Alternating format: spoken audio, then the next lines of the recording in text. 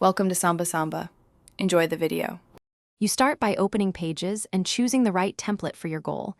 This saves time on layout and styles.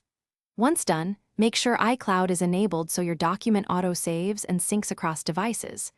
If you prefer a blank canvas, add a page size now, US letter or A4, and set margins to match your output. These first steps create structure so you can focus on content rather than redesign later. You now build the document. Apply paragraph styles to keep headings and body consistent. Updating a style updates every instance, which saves time. Add sections and columns when you need different layouts, and set headers or footers for repeating info.